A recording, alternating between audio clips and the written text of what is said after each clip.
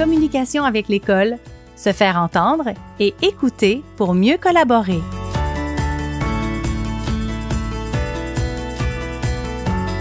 Bonjour, c'est Carlo d'aidersonenfant.com et on continue de parler de communication saine et efficace avec l'école avec Christine Paquette, enseignante. Salut Christine. Bonjour Carlo. Christine, quand on veut communiquer comme parent du négatif ou des défis que notre enfant vit, c'est quoi la meilleure façon de le faire?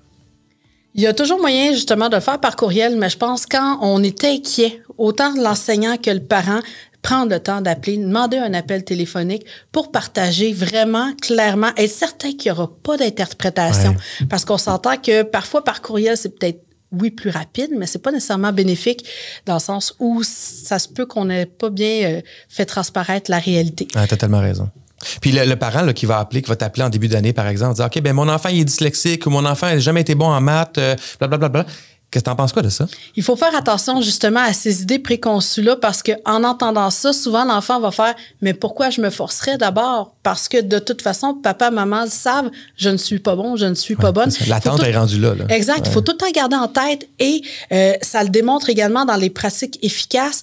Il faut toujours garder en tête que on doit mettre un objectif élevé à l'enfant. L'enfant, lui, il va être motivé par le « je dois me dépasser, je dois aller au-delà des attentes » et il faut pas avoir peur. L'enfant est capable. C'est un apprenant qui est en plein développement, en pleine évolution et c'est le but de l'enseignant et de l'école, justement, de les qualifier en leur montrant à se développer pleinement et au niveau personnel et académique. Puis en même temps, c'est un bon point parce que il y a des parents aussi qui des fois veulent beaucoup pour leur enfant puis qui vont mettre ces attentes-là peut-être trop élevées pour où leur enfant est rendu maintenant. Donc, comme parent, là, c'est quoi la bonne approche pour pas être trop élevé dans nos attentes?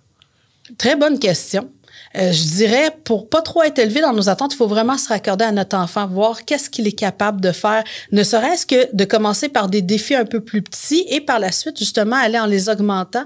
On s'entend que comme ça, on va être capable de voir jusqu'où l'enfant est capable de performer parce qu'on s'entend que des parents trop exigeants ou même en enseignant trop exigeants, on risque de faire créer de l'anxiété chez l'élève et là, évidemment, ce n'est pas avantageux. Oui, c'est clair. Puis je pense que de prioriser l'effort, hein? Tu sais, mesurer l'effort, ça se fait.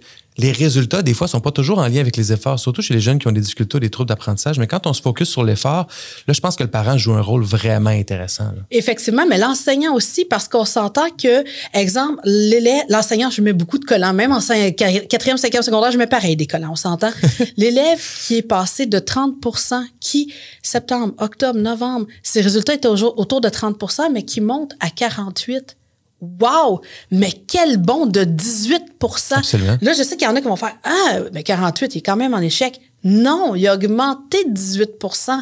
Donc, c'est ce qu'il faut voir justement par rapport à l'effort et par rapport à la progression. Ça veut dire que si l'élève, à la deuxième étape, est à 48, ne serait-ce qu'à la troisième, il va peut-être être à 58, 59, 60. Et l'élève qui va mettre de l'effort, l'enseignant, évidemment, va appliquer son jugement professionnel pour, idéalement, peut-être le placer en situation de réussite. Et comment les parents doivent interpréter les messages reçus? Parce que, tu sais, les enseignants sont débordés, ça va vite. Ils n'ont pas toujours le temps d'appeler. Puis des fois, c'est des messages qu'on reçoit. Comment est-ce qu'on doit interpréter ces messages-là? Très bonne question. En réalité, l'enseignant est tenu d'informer le parent de ce qui se déroule à l'école et ce qui se déroule en classe.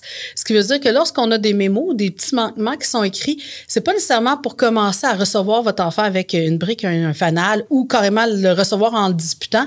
Je vous dirais, c'est plus prendre votre position de parent et faire « Hey, qu'est-ce qui s'est passé? » Je vais prendre l'exemple concret, exemple d'un élève qui, pendant le cours, n'a pas travaillé. Bon, c'est pas parce que l'élève ne travaille pas qu'il dérange, mais on s'entend qu'il n'a quand même pas travaillé.